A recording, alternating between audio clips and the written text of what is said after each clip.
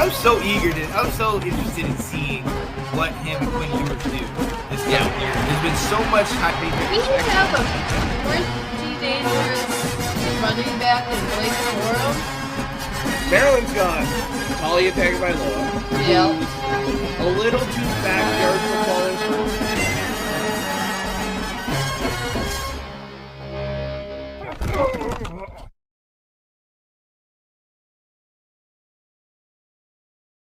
What is going on, ladies and gentlemen? It is your boy, Sean Spencer, one half of that dynamic duo that is Let's Talk Football. And you see on Wit, ladies and gentlemen, my guy, Mr. College Football and O-lineman himself, Alex Loosemore. What's up, Alex? Not too much, man. It feels weird going on Friday night instead of Saturday morning, but right? it's a huge week for college football, so absolutely can't wait to dive into it. So much going on, yes, and ladies and gentlemen, happy Friday night to you. You got through the week. I hope you are going to have the best weekend, do whatever you're going to do. Me, personally, we decided we need to go on tonight because we definitely have to do the show, but I will be traveling at 1, 2 in the morning to Michigan to go to Michigan State's homecoming versus Wisconsin. Should be an interesting game. I'm hoping for a W. I've already been in a situation where we've traveled a long distance and they have lost, and it's not a fun ride. All quiet, you know. Yeah. So I am excited. You guys got a pretty intense matchup coming up. First big game of the year, yeah. Oh, Penn State at the Big House. It's going to be a fun one. Oh, yeah, absolutely. I'm excited about it, and we're here for all of it, ladies and gentlemen. But look, hey, it is October 14th. We're getting into the thick of it. It's getting a little chilly outside. You know what I mean? It's getting starting to feel like real football weather. Yes, sir. It's getting darker earlier. This is the time when you got to, buckle up the chin strap and run the ball. This is, me and you were on the same page on this one. Oh, yeah. But the best part about October and November football is in college football, there's games on Wednesday night, ladies and gentlemen. Now, I did not see this. I don't know. Did you check this one out? No. I didn't even realize there was a game on Wednesday, right, to be quite honest with you. So we definitely did not know, but as you see, Louisiana beat Marshall 23-13.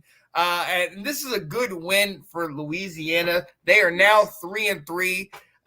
They've owned the Louisiana Bowl in the last couple of years. As if those of you that don't know, the coach of Florida, Billy Napier, used to be the coach of Louisiana, had them winning, upwards to 10 plus games each year. Playing in that, in that conference is kind of it might be a little easier. I guess people would be able to say that, but at the same time, still collecting 10 wins a year, so to have them get this win and get back on track, this is good for them, man. What did you think about this? Yeah, absolutely. Everything you said, I fully agree with, because Napier built essentially a powerhouse there. Like you said, double-digit wins, which doesn't happen often for a school of this caliber. So to kind of right the ship against Marshall, who's beaten Notre Dame, went to South Bend and beat them. So it's not like Marshall's a slouch at all. So to go in, like he said, he had them plus 10.5. So for them to be underdogs like that and still come in and beat them by 10 points, that's impressive for sure. That's definitely a big thing. And like you said, Marshall is no slouch. They have a tougher schedule coming up. They got to go in here and face JMU, ranked JMU, James Madison out of Virginia. So look, it's not going. They're going to have to figure that out, getting it back going. But as far as Louisiana, Woodley with 230 yards and 2 TDs. They had a number of guys running the ball, so they're definitely trying to run the ball. And as we've seen, this is a low-scoring game at this kind of cold weather. This is an upbeat game. This is one of those that's like, all right, good. We got the victory. Now we can move forward. Both teams are 3-3 right now. Yeah. Hey, we're on the right track. On one side, it's not too bad that you lost. I mean, it stinks, but look what you've done this year. And the other one, it's a get-right game. Get back into it. So there you go. Yeah, both are fighting for bowl games at this point. So being 500, 3-3, you got to get 3 more wins. with the last half of the season. So it's pressure on both of them for sure. Oh, yeah, absolutely. And look, Louisiana's got like Southern Miss, Troy, Georgia Southern. You know what I mean? They can eke out. Texas State's one of them. They can get enough wins to get bowl eligible, and I believe it definitely will. Nathan is here saying, I'm at work, glad I can catch the show. Glad you guys tune in? Oh, yeah. Are you ready for some great football tomorrow? You know it, man. So excited. I can actually sit and watch it this weekend. So right? I'm quite excited. So, Nathan, I know you guys play Indiana tomorrow. Definitely let us know your thoughts. That's a fun game. That. Oh, absolutely. Absolutely. No, and let's move on real quick to the Thursday night games. Look, there were 2 games that were on tonight. And ladies and gentlemen, the first one, if you like high-scoring game, it didn't disappoint. If you were a fan, right. If you were a fan of Temple, you didn't have a good night. No, ladies and gentlemen, UCF annihilated. And look, I was thinking of a word to use to put in here because destroyed is too light. You know what I mean? I needed just a total destruction. Annihilated Temple. Yeah. 70-13. Woo! Come on, so Alex. I turned on this game as it was 14-13 UCF and turned it off when it was 35-13 at the half. So it was one of those ones where going back and forth between that and the Thursday night game last night for the NFL. And it was just like going back and forth. And at that point, I was like, I don't need to watch this one anymore. It's over. John Reese Plumlee just handled business last night. Absolutely unreal.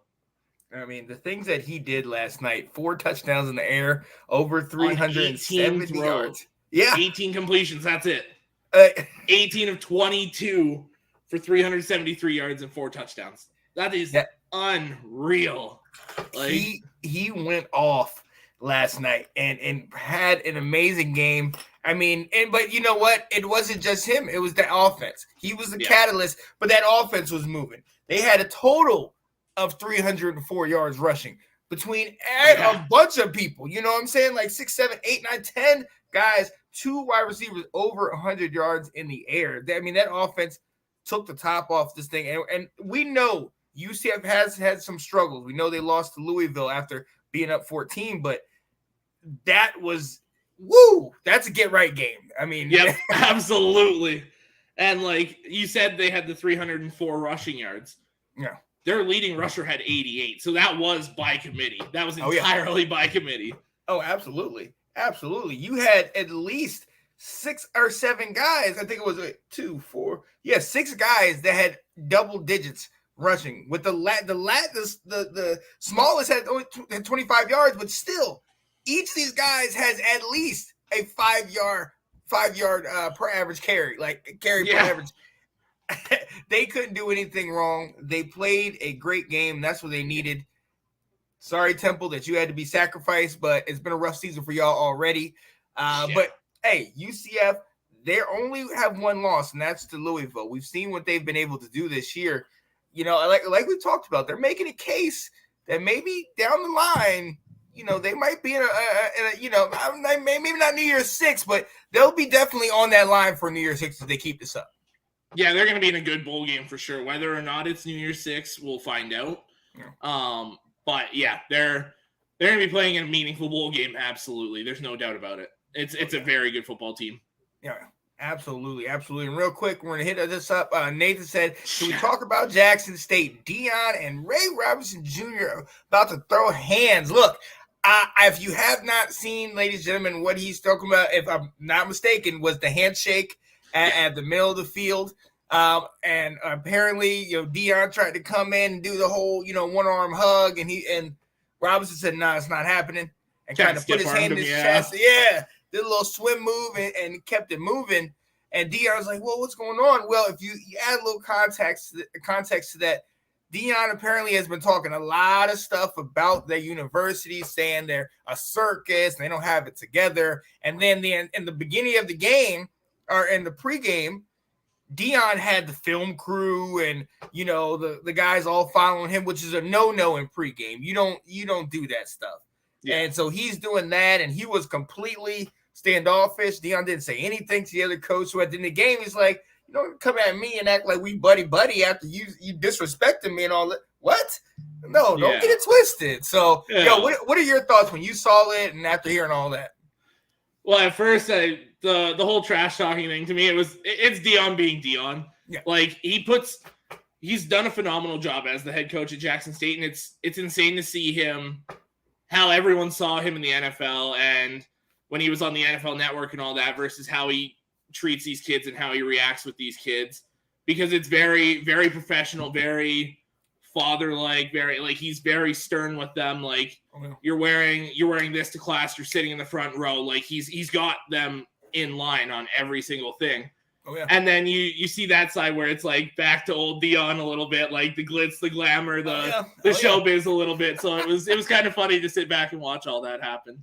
You know, I mean, it is funny because when you sit there and look at it, and it's like on one side you're like, oh man, we're getting this in-depth look right before the game, and him and Travis Hunter and all this. But then when Robinson said it like that, where he was like, yo, that's disrespectful. You got a camera crew out here. Like, this ain't even serious. Like, you dogging our whole program. Like, get out of here. And I respect that. A true purist, a football purist. That's like, look, Deion, I get it. I get all the attention you're bringing to this. But like my granddaddy said, I said this last time we talked. He was like, look, no, I don't want it just because it's flashy primetime Deion. No, they need to come watch this because it's good football. Yeah, you know what absolutely. I mean? And so I think, go ahead.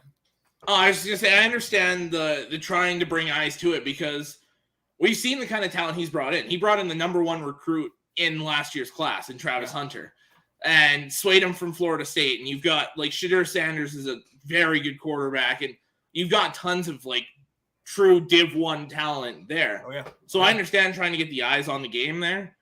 But there's a way to do it. And you don't do it by knocking the other team. Right, and that's why you're at a Jackson State and not a Florida State. You know what I mean? So solo class. Shout out to my guy Jared said ASU would have done it if they could. Look, you know what ASU would have done. You know what I mean? You saw how they did Herm. Look, we're gonna go ahead and move on, sticking with those Thursday night games. Alex, oh my goodness! Wow, West Virginia gets a W after we talked about a week ago when they were down 28 early, and then it was all downhill from there. Yeah. They finally find a way to get a W over a very good Baylor team, 43-40. Yeah. Alex, talk to me about this one, man.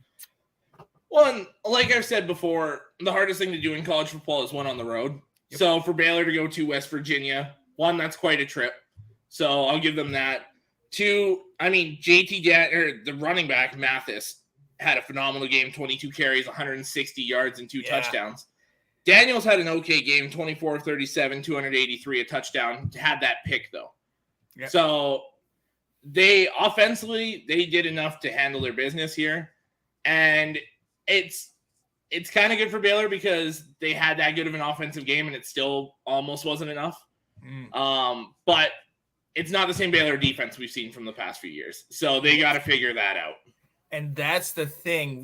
Baylor came into this season ranked. They came in very highly touted, but they got that loss to a high-powered Oklahoma State team. You got that loss to BYU, who's no slouch.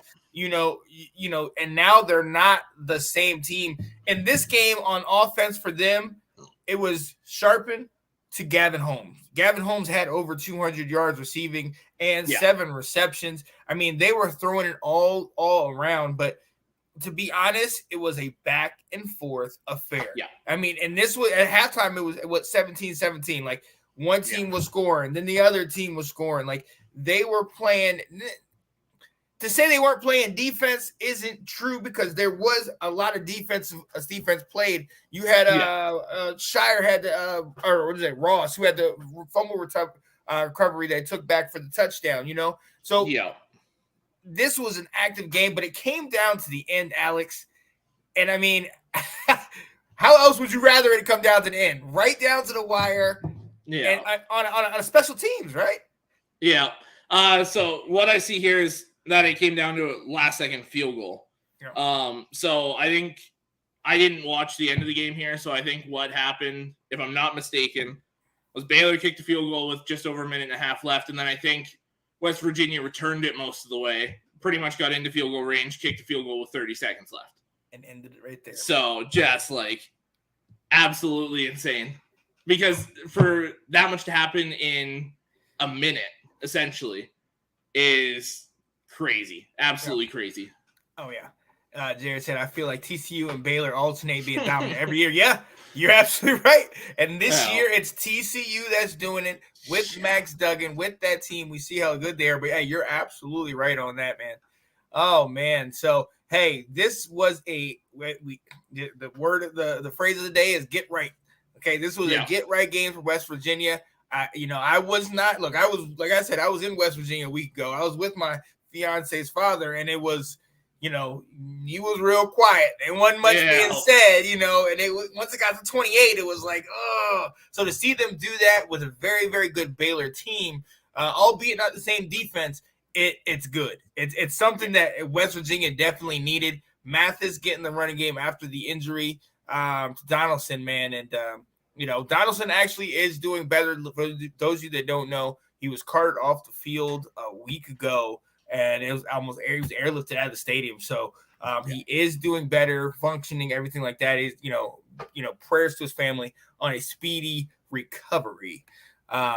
But you know what? We are going to go ahead and take a quick little breather, ladies and gentlemen. Listen, we're so glad you are here, and we're so glad you can be with the entire Let's Talk Football community. But there are so many other shows going on Monday, Tuesday, Wednesday, Thursday, Saturday, Sunday. Yeah, hey, doing big things. Everybody is on fire, and it's almost like a little silent competition. Everyone wants to one up the other one. Like, oh, you're doing this? Oh, let's see if we can do that. So we gonna play our little part in this little competition. But let's just see all the stuff that we have. We'll be right back.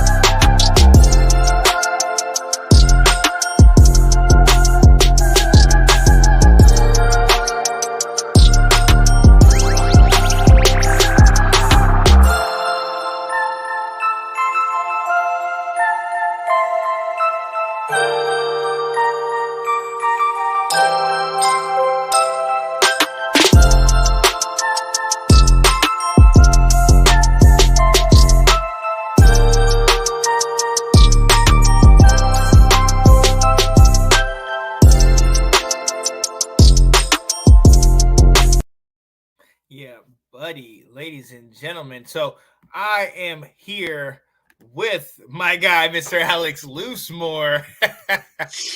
Every time. I was ready this time. I was like, oh, we're good. Here we go. Yo, hey, and listen, see that?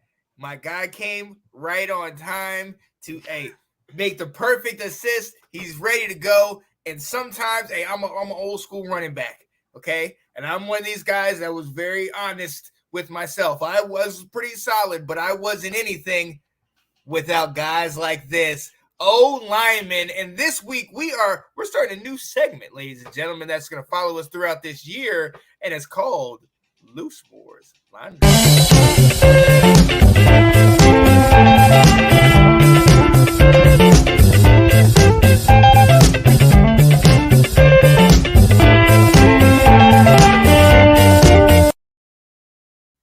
Yes, sir. Alex Loosemore. Who you got today, man? Who you got? To me, I've got, in my opinion, the number one prospect offensive line-wise in this draft, and it's Peter Skronsky from Northwestern. Okay. So left tackle, he's been the left tackle at Northwestern since he showed up on campus in 2020. He's 6'4". The weight kind of depends where you look. I've seen anywhere between 290 and 320, so I kind of put him right in the middle at 305. He's a little undersized. Yeah. Was a 4-star recruit, obviously went to Northwestern. He's been solid right from the beginning. So his freshman year, obviously with the COVID year, they didn't play as many games, but he started all 9 games, 672 snaps of offense. He only allowed 11 hurries, 4 hits, and 2 sacks. So to allow that little, especially in the Big Ten, is very impressive. It's huge, yeah. Went into his sophomore year, started all 12 games, 828 total snaps, only allowed 12 hurries, 6 quarterback hits, and still only 2 sacks. Yeah. So he's been very solid, especially in pass protection. I've got a few things here, just kind of almost like a scouting report. So strengths, things he's very good at. Being undersized, he's very athletic. Yeah. So one thing that's very underrated for an offensive lineman is getting to that second level, getting to those linebackers, and he does it exceptionally well. He moves very well. He's quick, he's flexible, and he blocks with balance when getting to that second level. So he's not whiffing on those blocks. He's not trying to bowl them over and blowing right by them. He gets into them, drives them back, very solid, quick off the snap, consistently. Like you watch the tape, he's almost always the first guy off the ball and the first guy making contact on either side of the ball. So, and with that, the other guy's not ready, so he consistently generates that movement. He pushes them back. He's very powerful. He's not strong, but he's powerful, if that makes sense. Yeah. And he's got that solid grip, good agility as a puller. I'll get into the pulling a little bit and the weaknesses. There's a little bit of an issue there. But overall, very solid feet. That's the one thing I saw from him watching him is his feet are always where they need to be. They're always right under him. They're always moving. Phenomenal footwork. In terms of weaknesses, for linemen, we have the term of whether you're good in a phone booth. Yeah. So especially in the goal line, head up. Yeah. If you're man-to-man right in front of you, he's good, not great there. And mainly because he occasionally plays with high pad level. Doesn't always stay low. And for football, and I was going to get to that part right there. With that high pad level, there's a saying for linemen, low man wins. Yeah. So he comes out high occasionally, and he will get pushed back because of that. With that high pad level, he loses leverage from time to time. Yeah. So he struggles a little bit with the run blocking. Pass blocking, he struggles with very fast edge rushers or the really long-armed ones because the reason he's going to have to play guard more than likely instead of tackle is shorter arms. Okay. So if you notice with these tackles that have the shorter arms, they won't list a wingspan or an arm length on their profile. Yeah. And it's because they're trying to hide it from the NFL. So it'll get shown in the combine in February when he goes, but he's got shorter arms, so he struggles with those really long arm DNs because they can get into him first. Yeah. But I think he's going to be a first round pick, if not a top 10 pick. Okay. If he's going to play tackle, it's probably going to be right tackle. Yeah. Just because the short arms on the blind side isn't exactly a great idea. Yeah. But I think it could be a lot like a Quentin Nelson, who played a bit of tackle at Notre Dame, mostly guard, but is a phenomenal guard at the NFL level. I see Skoronski a lot like that. Okay. I like that, man. Yeah, that's definitely what's up. And it's good to see, man. Yeah, it's funny. That's something I didn't know about, they don't list the wingspan. It means because essentially he's got smaller arms. This is your segment, Loose Moore's lineman. You played O-line for 10 years. Give us one tidbit, something that's a key that every lineman has to have. Like, what is one tip that you would have for the young lineman coming up? To me, footwork solves a lot of issues. Mm-hmm. You can be big, you can be fast, you can be strong, but if you have poor footwork, you're not going to get anywhere. So for me, the first thing, like when I coach, the first thing I work on is footwork with guys. Okay. Every day I start footwork because to me, that's the most important thing a lineman can have. Oh yeah. You said you coach? How many years did you coach? I coached while I was playing a couple of my brother's teams when he was growing up. Yeah. I was there all the time anyway, so I was like, yeah, I'll hop in and coach. So coached O-line and D-line for a few years. Oh, I can dig it. Okay. I coached Little League for 10. Man, same wavelength, man. Yeah. I knew it. Footwork and mental strength. Mental strength, yeah. Because you can be the best offensive lineman in the world. You're still going to mess up. Somebody's going to beat you. Oh, yeah. You've got to reset. You've got to have the ability to just, I messed up. It's gone. It's over. Yeah. Move on. Yeah, 100%. Absolutely. Yeah. Shout out to people here. Bobby saying, who you got in the Dodgers-Pads game, or is baseball out? Haha. Pats won last. It's tied up at 1. I can't go against the Dodgers though. I'm the same way. If Tatis was in, I might roll Padres, but Dodgers for me. Yeah. And Kyle, this isn't where I parked my car, but I'm happy I'm here. Oh, and I'm happy I'm at this guy. Always taking it there. Tell me how. Hey, listen.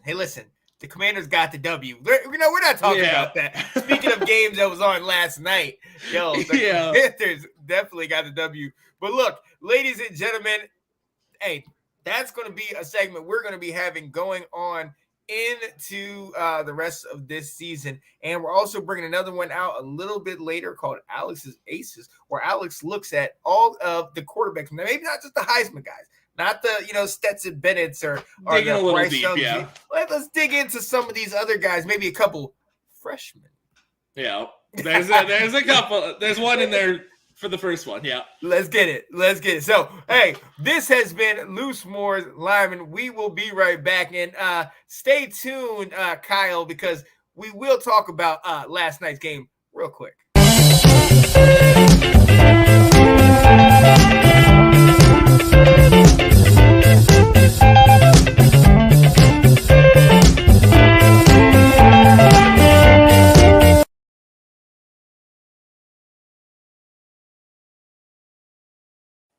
That's a great thing. That's actually a great thing that you guys can possibly tie it up. Have a 3-3. I really want the Washington Commanders to have a 1-5. Josh, you know what? Blasphemy will stop now. I will not allow any Let's Talk Football production to have this blasphemy smoking. It is 0-0. We are in the this thing. In the room. Today, oh my goodness. Oh my goodness. I told you today, the race is not given to the swift. No, the battle to the strong, but to those that endure. We're coming. I have to let you in on there. Don't have to let you in. You did that wrestling. You did that wrestling style. Come on now. You pop in right at the direct moment. Let's go.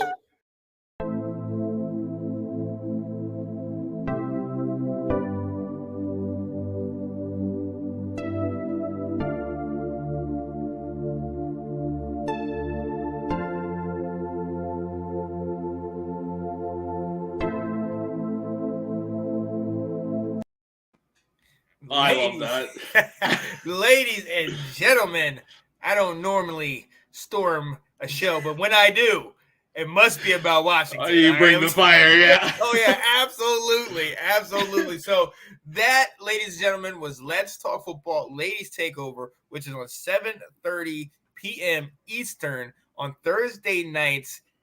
Janae Crespo, Janae Struther, Delilah Crespo, and Kate Alverson.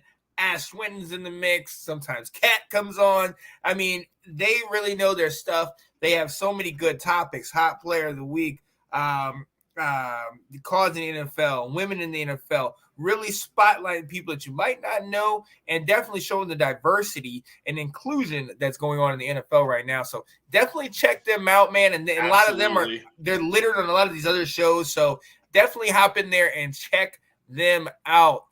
We appreciate you guys being here. Yes, Bobby, just bringing the hate. I had to. Oh, man. And what are our thoughts about Watson's new case? It's Tanner. What's up, Tanner? We're not going to go ahead and dive into that. I'm going to leave that one alone. Yeah. So, we're going to leave it alone. But, good. No, not good at all. Not good at all. Ladies and gentlemen, this is Let's Talk College Football. And listen, it's Friday night. And there's actually some games that will be going on tonight. And Friday night lights, Navy is playing SMU. And at the moment, last time I looked, it was 10-0. 13-0 now. Yeah, 13-0 in favor of SMU. That definitely needs a victory. Last week they took the L, so they need to get back on their feet. And Navy, well, And 2 and 3. It's a rough year for Navy, yeah. You know, it's stressful for both teams. Both have had success in recent years. So again, the phrase of the day: get right. These are some get right games. A lot of teams in the country are 2 and 3, 3 and 3. You know what I mean? Or 3 and 2, that type of thing. And they have had some losses, but it's a long season. Keep piling up those W's, and it'll definitely help you later in the year. So. Oh yeah, 100%. Oh yeah, absolutely. Bill RB says, "Go Navy." Yes, I'd like to see them win, yeah. I would. Oh yeah, absolutely. I mean, they're right up the road. But hey, we talked about it, Tanner. The Mountaineers got that W, man. I feel for you, brother. I'm glad you got it. I was with your Uncle Howard. I was with him a week ago when we got pretty badly beaten by Texas. So could have used you that day because it was rough. It was rough, man. Oh, man. So, let's go. And one other game that is going on a little bit. Actually, it has started already at 0-0. Right near the end of the first, yeah. Oh, yeah, University of Texas San Antonio playing Florida International. UTSA, I believe, is like a 25-point favorite in this game. Something like that, yeah. You know, they're 4-2. Obviously, if you followed them last year, they went 11-1. You know, had a great year, but they played some rough talent earlier in the year because of how well they were. And look, they are good. They're 4-2, like I said. Shout out to them. I'm pretty sure they got this one under control. But FIU, we'll see what they do, man. They're not having the best of years, but 2-3, get right. They can. Maybe let's see what they got, man. Yeah, absolutely. So we shall definitely see. But those games are on tonight. Those are kind of going on right now, so we really don't have much info on them. Okay. All right, Tanner. You calling it right now? Score? No, it's still 0-0. Oh, he's just calling a shot. I like it. Calling it. I like it. Point to the bleachers, baby. I like it. All right, we will see. We will see, and we will let you know if that really happens. Look, ladies and gentlemen, let's go right into it.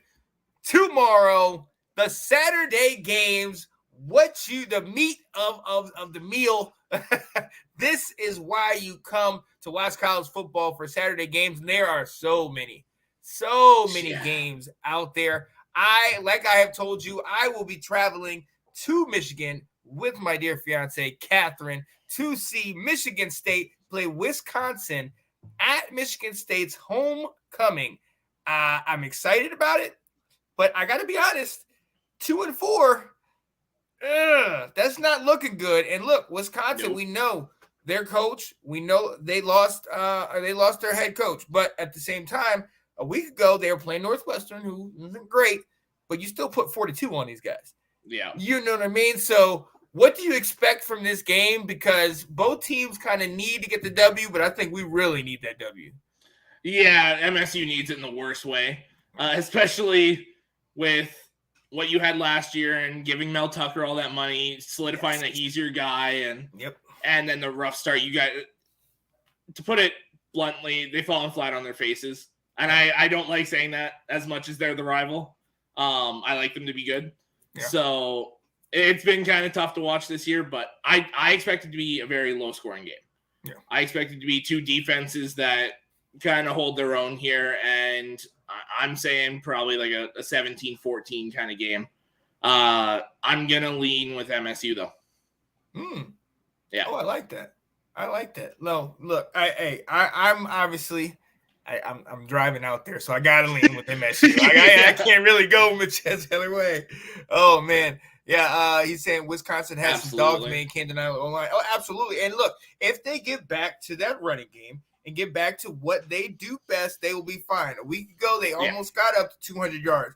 You talked about this guy in the early part of the season, Braylon Allen. He had 135 yards, but that is significant because 2 weeks ago, they came out of the game with only 8 yards rushing. And, hey, Tanner, you talk about them having dogs. That might have been – those dogs are going to show up. Right, exactly. Yeah. They got to play the game. That might have been one of those reasons why homeboy, got let go, among other things. You just don't put up 8 you don't put up 8 rushing yards at Wisconsin. Especially as Wisconsin. Yeah. Exactly. So going into this game, honestly, my biggest worries about this game are Peyton Thorne. Right? Yeah. He's been here a couple years. He just doesn't seem like we talked about it when Lombardi was still with us. Lombardi started over him. Like Peyton Thorne just seems like an okay type of guy, over 1,200 yards, 9 TDs, but he also has 7 picks, man. Yeah. So, and that's the problem. Yeah. And that's what worries me in this game because he gives away just as much as he might potentially help us. And with us only having, we got Coleman and we got Reed out of wide receiver. We're kind of running back by committee. I don't want to get in a shootout. Nope. Because I don't think that's something we're going to be able to handle. And for them, Braylon Allen, you know what he can do. 600 yards, 6 TDs. He's going to make it happen. But you got to make Graham Mertz beat you. That's what exactly. And elaborate on that, Alex, because we've talked about Mertz being kind of iffy. Like they have a team, but they have to get some quarterback play. Has he shown you anything that makes you think they're going to get some quarterback play up in the coming game? No. And to me, both these quarterbacks are kind of the same. Yeah. They're both talented, but they hurt you as much as they help you. Yeah. So if you're Wisconsin or Michigan State, make the quarterback beat you. Yeah. Load up to stop the run and make them put it in the quarterback's hands. And I think both teams are going to try and do that. Whether they are successful in that or not, who knows? But yeah, to me, we just talked about Peyton Thorne. To me, Graham Mertz is kind of in the same boat. Just he doesn't wow me at all. Yeah. And then the thing is, if Mertz can start trying to go deep, trying to take the top off that defense, look, Michigan State gives up almost 300 yards passing a game. Like they are not great in their secondary. That was definitely and that was definitely exposed a week ago against Ohio State. So Michigan State is going to need to play stout defense. That front seven is going to have to play well and try to keep everything in front of them because those guys, those receivers, Pike, if he starts getting deep and getting behind them, it could be a long day for Michigan State. And at homecoming too, not a good look. That's not one where you don't want to show up. Like right. You bring everything to that homecoming game, 100%. Oh yeah. Said, wait, leave my Stetson alone. Nobody, no, we're not talking about Stetson. We talk about Peyton Thorne, buddy. I think he might be watching earlier though, because we said we're not talking Stetson in the quarterback thing. To clarify that we're not talking about guys in the Heisman conversation. That's why Stetson was brought up because he is still in that conversance. We weren't dogging on him. We ain't dogging on your dog. Come on now. Yeah. But Alex, look, let's go 20, 30 miles away. And you guys in a prime time matchup, number 10 Penn State, number 5 Michigan. You said it yourself. This is the first real test. What are you expecting on this game? I'm expecting 2 running games to absolutely try and handle business against 2 very good run defenses. Okay. So again, I'm expecting a low scoring game. I don't know what the over and under is for this, but the 8.5 or 7 points or whatever it is too much. Yeah. That they're giving Michigan right now. It is too much. I expect Michigan to walk away by a field goal. Blake Corum might have his Heisman moment here. Yes. But to me, it's going to come down to, for Michigan, if we can force the ball into Sean Clifford's hand and make him throw a bunch. Because I don't remember what the exact numbers are, but when you make him pass 35 or more times, they don't do very well. Yep. When he's under 35, I think they've only lost like 1 or 2 games with Clifford as the quarterback. So same thing as I was talking with the Wisconsin-Michigan State game. Try to make him beat you because they've got 2 very good freshman running backs that can house it from anywhere on the field. Yeah. They have that home run speed, that home run ability behind a good offensive line. So to me, like Penn State scares the hell out of me. If I'm being honest, like I don't know which way this game's going to go tomorrow, to be quite honest with you. Yeah, it's going to be interesting. And in quarterback play, I definitely believe is going to be the X factor. You know what you guys are dealing with J.J. McCarthy. We talk about a Heisman moment for Corum. McCarthy could really make a name for himself in this game. But he's going against a wily veteran, the 6-year guy. Clifford has been there forever. forever, Yeah. ever. You know what I mean? And look, Yeah. like you said, he's not blowing up. He's not taking the top off defense. He barely has over 1,000 yards in the air, but it's efficient. He's doing what he needs to do. 9 touchdowns, only 2 interceptions. That lets me know he's safe with the ball, and he's going to need to be going up against a very stout Michigan defense. Yeah. So some of these comments here, I'm not so sure, guys. I wouldn't count out Penn State. That's a damn good football team. They're 10th for a reason. Now I will say, whoever wins this game is 1 game away from making the playoff. Oh yeah. If Penn State beats Michigan, then if they beat Ohio State, they're walking to the playoff because nobody from the Big Ten West is winning the Big Ten. Yeah. It's whichever one of Penn State, Michigan, and Ohio State goes to that Big Ten title game is making the playoff at this point. Oh, yeah. It's going to be interesting. It's going to be interesting. And look, hey, both of y'all, like you said, both of y'all have solid running games right around 200 yards a game. And both of those defenses give up almost just one. You guys just over 80 yards a game and them just under 80 yards a game. Yeah. So those run defenses going against that, I mean, it leads to our point, man. The quarterbacks are going to have to be the ones to do it. And which defense is going to get that turnover? Which defense is going to turn the ball over and really help out their offense or even score themselves? So it's going to be interesting. Ooh, Penn State is good at pretending. Wow. Woo! Let me check this. I gotta respect them a little more than that. I can't do that. Ooh. All right, Tanner, I see you coming out bang. Let's go. I can dig it. We will definitely see. And look, since we're talking about favorites, since we're talking about favorite teams, you know what it is. You know what it is. And ladies and gentlemen, if you don't know what it is, and Alex, I'm gonna get you one of these little clips later. If you don't know what it is, let them know. Let's go, Tar Heels! You already know what it is. Tar Heel Nation, baby, coming in to play a solid Duke team at 3-1. Yeah. We also are there. They're 4-2. We're 5-1. Duke is good. Let me tell you something. They are really good, led by Riley Leonard at quarterback. He's a dual threat. They got a solid running back in Coleman who has over 300 yards and 4 TDs. I mean, they play good defense. They love their coach, Elko. Man, he's really got them fired up. And I don't have to tell you about my guys. You know the guy that you're going to talk about a little later this week in Drake May. Just, 1,900 yards, 21 TDs, and only 3 interceptions. Come on, people. So this is the type of game where it's going to be closer than I think people are going to think. And I don't think we're going to blow it up. Last week, we played against Miami, and what was it, 24-17? You know what I mean? There were moments where Drake May really looked like he's that Heisman guy. Look at him. He's doing this, and that. But there were also moments where he throws the interceptions, and you're kind of saying like, come on. All right, maybe he's feeling himself. Maybe they're starting to understand him. So what are you expecting? You expecting fireworks, or is this going to be like a little old school ACC kind of grinded out game?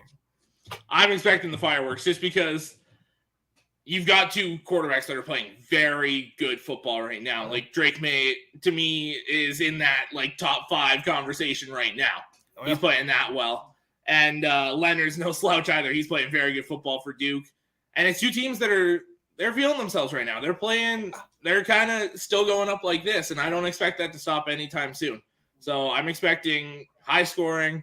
I do think you guys will take it, and you might pull away late, but I expect a very good football game. Oh, absolutely. Tanner said these are the games I love watching. Anything can happen in these rivalry games. Most important game of the year for both programs. Absolutely. Both teams have circled this on their calendar. They are ready for this game. Look, North Carolina, we know we just came off the 2 victories, beating Virginia Tech pretty handily, and then barely coming away with the victory. It was 27-24 against Miami. But Duke, I mean, they stretched out Virginia pretty well, but they just came off a loss in overtime to Georgia Tech. Duke is going to be hungry. You know what I mean? Yeah. Shout out to Georgia Tech for, changing their season after after they fired Jeff Collins, but Duke is going to be hungry. I'm more worried about this because now I don't want to look ahead to what we got coming up because this is the type of game, like you said, it's a rivalry game. Anything can happen. They're ready. Their circle does. And they're like, we want them. And so this is the epitome of a trap game. Yes, exactly. Yeah. Because you start looking down that schedule and you're saying, okay, we can really make a run at this thing right here. No. Play the game that's in front of you. That's all you can do. So we'll see what happens. Nathan asked, who do you guys see as bowl eligible so far? So bowl eligibility happens when you win 6 games. Yeah. So, I mean, obviously Georgia, Ohio State, Alabama, Clemson, Michigan, USC, Ole Miss, UCLA are all bowl eligible, and I believe that's it so far. Yeah. So we got 8 teams bowl eligible. But you're going to see so many clinch it this week, too. Yeah.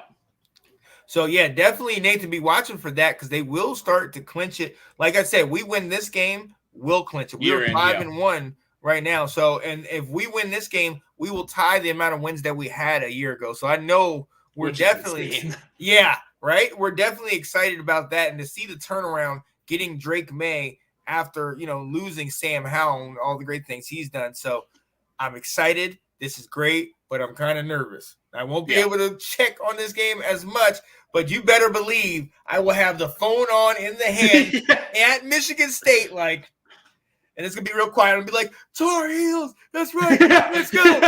Kat was already she was like, don't stand. If you stand up and say Tar Heels, I'm going to leave you. I was like, look, I'm going to wear Tar Heels underneath. I can't just be wearing – I've had to wear Michigan stuff. Now I have to wear Michigan State stuff. I'm wearing my Tar Heels, all right? Oh, absolutely. You have to. So, Alex, let's go ahead and move on. There's so many other games on this docket. And look, let's go to this one because when I was writing it up and you and I were joking about it, I just naturally put in number 19, Oklahoma.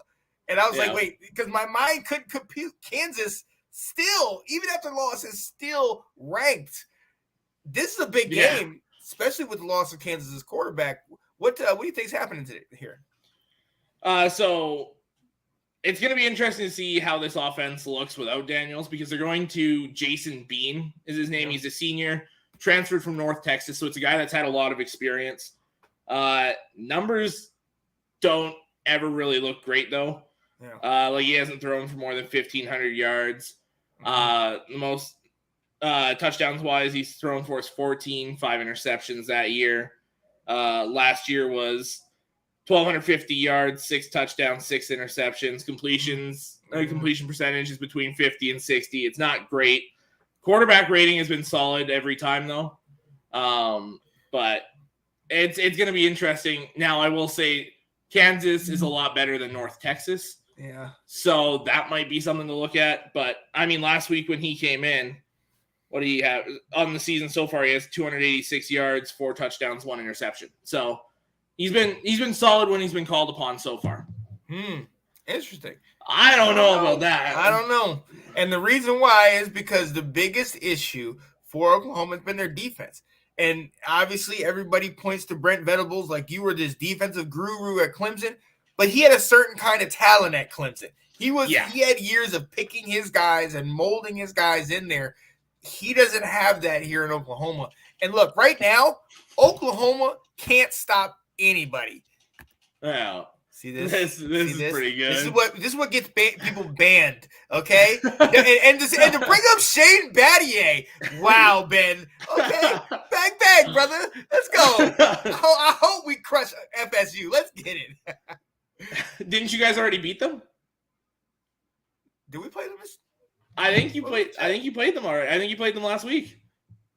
Is that it? We played No. We played Miami last week. Hold up. Might have been 2 weeks ago. Or 2 weeks ago, yeah. I think you guys played them already. No, I don't think we played them this year. In fact, I don't think we do. That's surprising. Virginia Tech. Oh, I thought you guys already played them. Maybe I'm thinking of somebody else.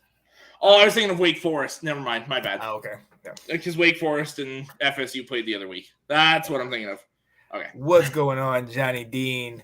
So yeah, so I mean, let's answer this one. I mean, is there? I mean, we know Daniels is out, and we know the backup's in, like you just talked about. But is there any shot for Oklahoma? Because look, outside of their defense, they still didn't put up anything against Texas. Everybody wants to say Texas is not back and everything, but Texas is their offense with Quinn Ewers is definitely back. So, is there any hope for this Dillon Gabriel-led offense of Oklahoma? Well, here's the thing with Gabriel is he didn't play last week. So he took a nasty hit 2 weeks ago, was in concussion protocol, did not play last week. Yeah. So I think if Gabriel's in, that offense is quite different. But to say they're going to beat Kansas, unless we see a huge turnaround from what they had last week, I don't see it. I still think Kansas might roll here. Huh.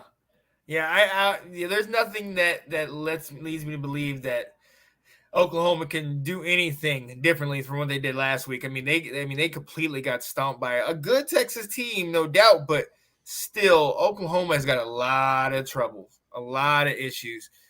I'll say this about Texas. I fully believe that with Quinn Ewers manning the offense, they might be a top 10 team in this country right now. With him leading the offense and the way they're playing. People forget they lost by 1 point to Alabama with only having Ewers for 3/4 of the first quarter. Yeah.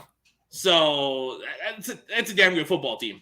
No, absolutely. Absolutely. You'll be back next week. Look, hey, if it comes true, we will sit there and definitely, we'll definitely give you your love. Oh, Johnny D said Wake Forest, Alex. You reminded me of that last night. Yep. Yeah. Talk about name in lights. Well, not really. They got to get this season under their belt and go back to their lab. Yeah, look, it's that first season. We talked about it last year when Sarkisian came to Texas. It's the same thing going on in Oklahoma. I mean, look, you had your guy in Lincoln Riley, and then all of a sudden he cuts and runs, takes some of the top-tier talent with him to USC. A lot of it. Right. So, obviously, it's rebuild. And then you got this guy that's a defensive coach. You go from a brilliant offensive mind to now a defensive coach. There are going to be some huge hiccups, not hiccups, belches. It's going to take some time. So we'll see. Right here. They have no chance. That to me seems more realistic, but he said, we'll see, boys. We'll see. Oklahoma by 14. No.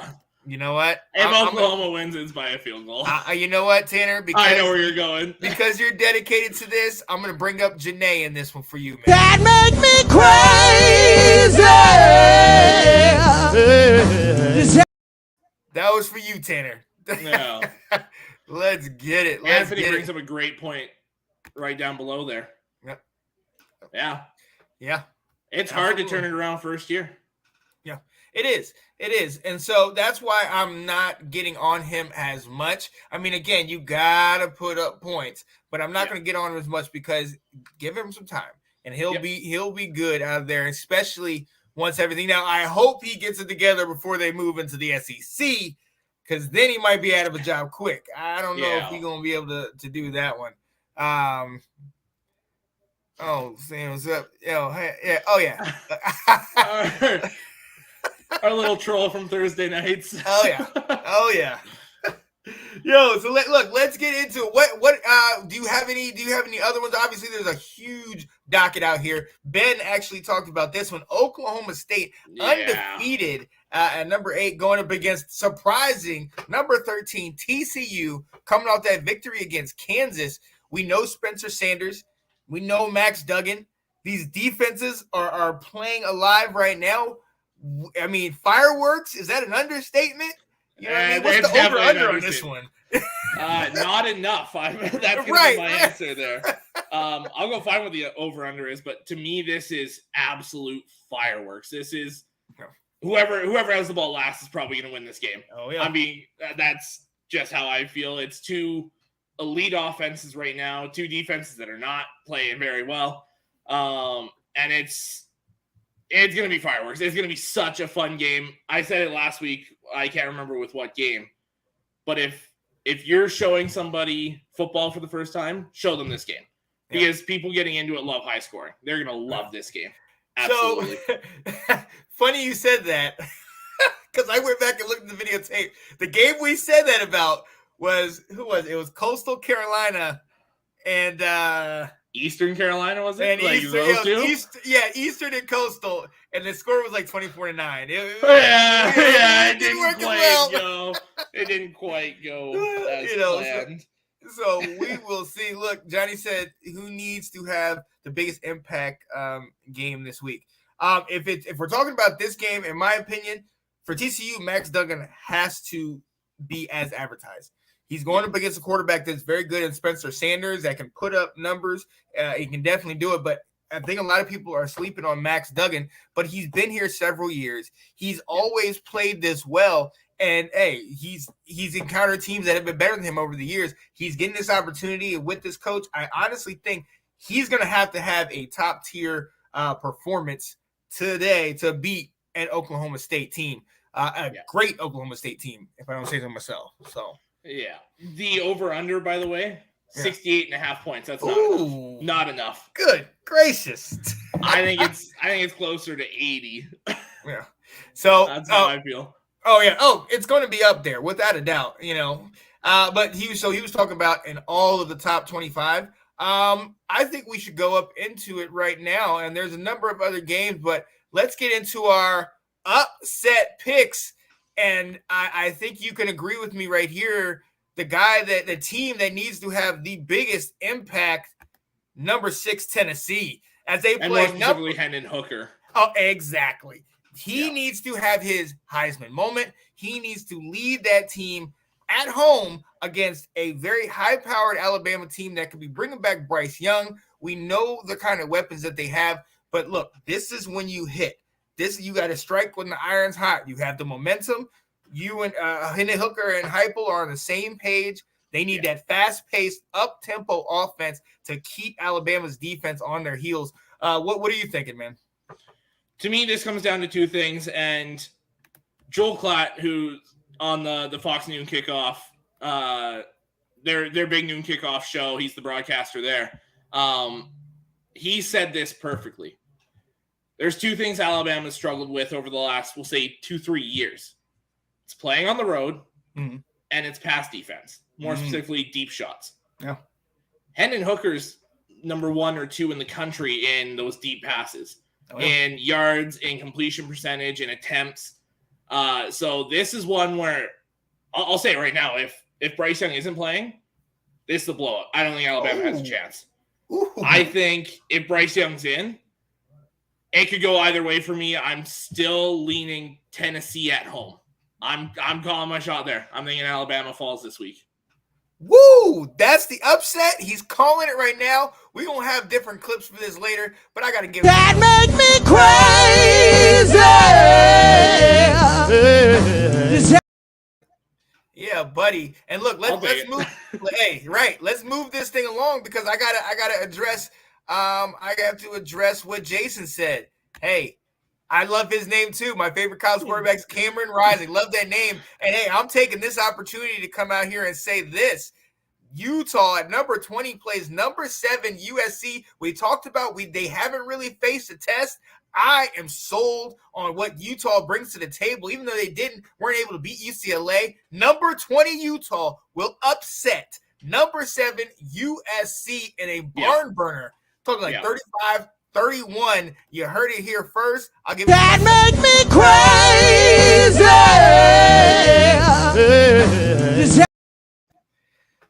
I'll take it one step further. What you got? I don't think it's as close of a score as you're giving them. Ooh. I'll take Utah by 2 scores. Because here's the thing with USC. They've looked very good so far. They're number 1 in sacks, number 1 in interceptions.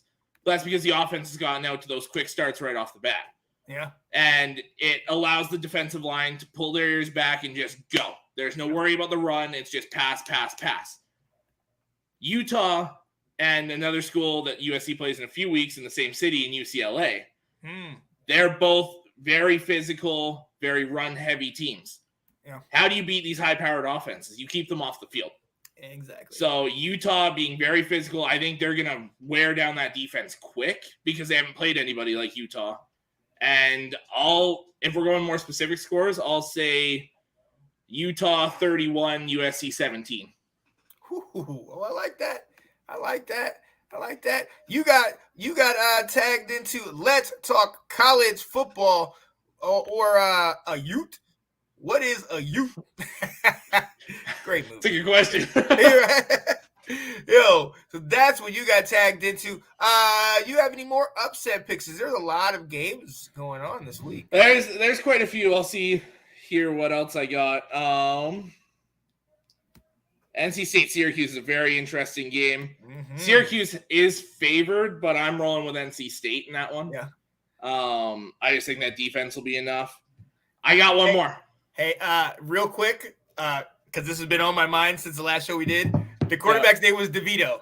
All right. Yes, DeVito. I was thinking about that every day. I was like, oh my God, I even forgot it today. And I was like, DeVito, I got to say. Yeah. But what else? What other ones you got? No, I believe that's Colin down there. I did not pick Vandy. Another top 5 team's going to fall. I got Alabama falling. Mm-hmm. Ben, I got you. I'm rolling FSU over Clemson. Woo! Oh, I like that. It's in Tallahassee. Florida State's playing very well right now. Jordan Travis, that quarterback, is playing very good football. Uiagalelei is still very hit and miss. Yeah. I'm pulling another upset there. I think this is a big week for those rankings. I think it's going to all crumble. Yeah. Oh, yeah. Look, it could happen. FSU, led by Travis, has been playing. I mean, they've been playing solid ball. They haven't had some of the breaks as we've seen, but yeah, Clemson, it all goes with DJ Uiagalelei. They have weapons in Shipley. They have weapons out wide. They have a stout defense, but either he's the best athlete and he's a pretty solid quarterback, or he's rough. He's rough. So we're going to have to see what he brings to the table. Here we go. What do you guys think of the Terps, Indiana? This is going to be a tough game, in my opinion. Yeah. I think people are sleeping on Indiana and how good they are. We've seen, they kind of went toe to toe with you guys for a couple quarters. What do you think? Do you think Terps got this? I think Indiana might pull off the upset. I've got the Terps having the same kind of game we did against Indiana last week, where it's toe to toe for a long time, and then you just kind of separate. I'm one of those people that's been on record all year saying I think the Terrapins are a 10-win football team talent-wise, especially in that Big Ten, even in the East. I've got Maryland handling business late and walking away with the win. The game is at Indiana. Yeah, Ben said it's a tough place to play. Yeah. Very tough place to play. I saw it last week, and while Maryland isn't on that level yet with Michigan, Penn State, Ohio State, they're not that far off. They've done a very good job recruiting, and that coaching staff is phenomenal there. So I think Tagovailoa and them, I think they'll handle it late. They're gonna need to. And Hemby's leading rusher with almost 400 yards. He said, "I still go Maryland then." Oh man, look. And then Ben said, "Hallelujah, Alex Loosewort, FSU will win." But Johnny said, "No, please, don't do it. We will see." Hey, they do play very well on the road. Yeah. It's that style travels well. The heavy run and then that play action pass to those very good wide receivers they got outside. Yep. It goes well anywhere. So, I think they'll play very well. I love it. IU, birthplace of Kappa Alpha Psi. Hashtag #D9Love. Okay, my dude, I see you. Hey, and a quick side note. When I was in 1996, when I was playing Little League football my 8th grade year, played wide receiver on a triple option team. So I got like one pass that year. But we were amazing. Went all the way to the championship, and we ended up playing the Metropolitan Youth Super Bowl at Bird Stadium on Maryland's field. It was the first time I ever played on AstroTurf. And I mean, we had gone from playing on like literally dirt lots to actually playing a game like that. And it was an amazing experience. Definitely took me into the second half to kind of get my bearings, because you're just looking up at the crowd and it's like, oh, they snapped the ball. Like what's going on? So that was me, my first year of junior football. Most of those pictures were from junior, and you play in most of the CFL stadiums, pretty much everywhere we go. Ooh. And my first game was in Regina in the Rough Rider Stadium. Yeah. And they specifically have you there 3 hours before. So the young guys like me could walk out there and just be like, oh my God, like this is cool. Like they give you all that time to kind of get your bearings, and then kind of they're like, okay, snap out of it. It's game time. Like, right. Yeah. Oh man. I might have to. Ooh, I like that. That would be crazy. Whoever plays Jason's house, the visitors. Oh, Jason. Oh, here we go. Let's go. Yo, so yeah, look, there are a number of other games on the docket. Obviously, number 16, Mississippi State plays number 22, Kentucky. That's going to be an interesting one. I think, Mississippi State, led by Will Rogers, who's one of the top passers in the country year in and year out, and it's no different this year against the Kentucky team. We know about Will Levis. We know they got Chris Rodriguez back, but they've still been struggling. They've had some tough losses. Theme of the week. Get right. Is this a get right game for them? Like, they need to win this. I mean, what do you think? Is it in Kentucky or is Mississippi State the home team? I can't remember off the top of my head.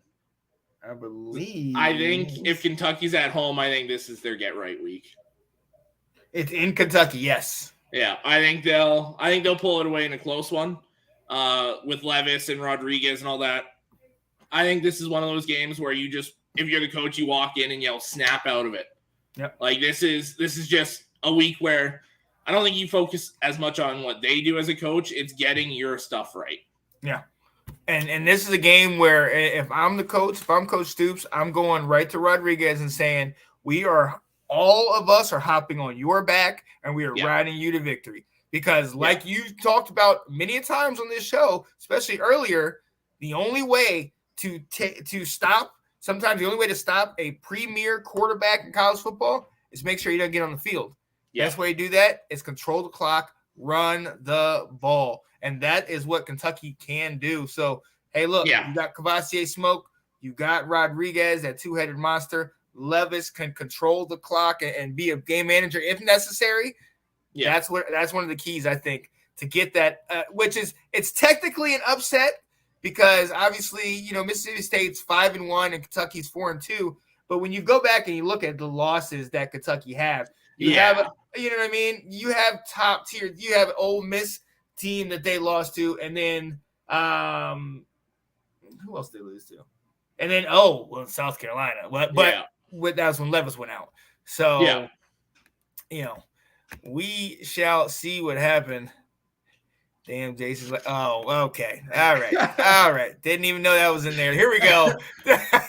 Yo, actually going Mississippi State over Kentucky. Hey, it could happen, and definitely with that high-powered offense of Mississippi State. So we will definitely see. But look, we are coming close to the end of it. For those of you that don't know, ladies and gentlemen, myself and my fiance will be traveling to Michigan, which I am in Virginia, for those of you who don't know. And Michigan is a good roughly 9-hour drive from here. So I'm going to get off here. I'm going to immediately go to sleep and get up at 2:00 in the morning. We are going to drive because we are going to Michigan State versus Wisconsin, the homecoming game. And I am hoping for a win. Please. Yeah. Because I don't want to deal with a loss. And no. That long drive back, yeah. Yeah, it's going to be rough. It's going to be rough. But look, ladies and gentlemen, we have come to the end of the show. And as per usual at the end, look, the way that me and Alex run, we don't, it's not, we play to win the game. Okay? Yeah. We're not in this thing for the tie. We're in this for the win. And if we're down 1, well, I guess we're going to go for 2.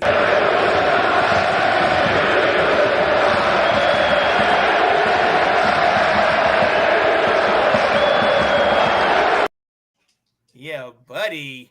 We are going for 2. I got to address this. Johnny D said I want a 45-point win in Michigan. Woo! I don't know about that, but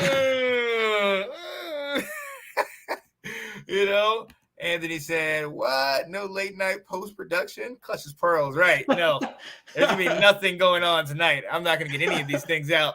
Look, all I'm going to say is life is short. go watch college football. Go take your time to go to some of these games. I went to that Michigan game, and I'm not even a huge Michigan fan, but the atmosphere was amazing. I am so excited about going to Michigan State and seeing homecoming. I definitely want to get into a North Carolina game. And even some of these smaller schools, the JMU, well, they're not small. They're coming up. A lot of these other schools go to a college game, ladies and gentlemen. I mean, we are on this college show, so we definitely have to advocate for you to do that. Yeah. You will not be disappointed, man. The chills, the vibe, the band, the grilling, the people, everybody saying there, whatever, Tar Heels, go green, go white, whatever it is, man. Let's go. Go to a game, please. Johnny Dean said, go to a whiteout game. Oh man, that's on the bucket list. That's definitely on the bucket list, yeah. For sure. Oh man. So all right, Alex, what do you have as your going for two? Mine's gonna follow the theme of the day. Get right. Yeah. Whether it's looking at some of these teams like my Wolverines, get right, handle your business against the top tier team, come out of there with a win. Wisconsin and Michigan State, handle your business, try and get that win there. Whatever get right means for your team, it's got to happen this week because we're at the halfway point of this season here. 6-7 games in for some people this week. It's time to put up or shut up. We're getting into the tough conference games, no matter who you are. It's time to get it right. Yeah. Oh, absolutely. Absolutely. Talk about Johnny said, I want a real impact game from them. Hey, they need it. Yep. They need it. Here we go. He said we all need to load up and go to Athens. Hey, it would be a great game. It would definitely be a great thing. Might journey down to Norman one Saturday soon. Hey, they keep losing. Them tickets will be cheap for sure. Yeah. Hey, absolutely, John. Hey, handle your business. Handle your business. That's what it's all about. Or it's a slip, yeah. So, hey, look, ladies and gentlemen, we are so glad you are here on Let's Talk College Football. We love doing this. I can talk to Alex all day, and I know it's the same way. But with you guys on here, it makes it that much more fun because you bring out who you love, who you represent, and what games you are interested in, and we can kind of go back and forth. We got a lot of stuff for you, so definitely bear with us as we kind of nail down the schedule and the timing and all this stuff. You know what I mean? It's hard for me to go to my job and say, hey, I know you guys are paying me, but I kind of have something I'm doing for free that I need to get going. So can I leave? They don't respond well to that one. You know what I mean? So, college football is going on tomorrow. There are 2 games going on tonight. I'm going to be asleep, so I'm not going to be able to watch those. Tune into those. Watch all the stuff tomorrow. Don't have to worry on Sunday because Washington already won a couple days ago. So, yes. My team's off too, so I can just sit back and watch. Exactly. Hey, you already know I'll oblige. Tar Heels. Yeah, I'll give you a go blue. Come on. I can dig it. Yo, so hey, for me, your boy, Sean Spencer, this guy right here. Yeah, Alex Loosemore. Yeah, buddy. Welcome and goodbye from Let's Talk College Football. I'm going to send you out on a little laugh since my guy Anthony's here. A little something, man, that hopefully will cheer up your day. Shay. Did somebody say Shay?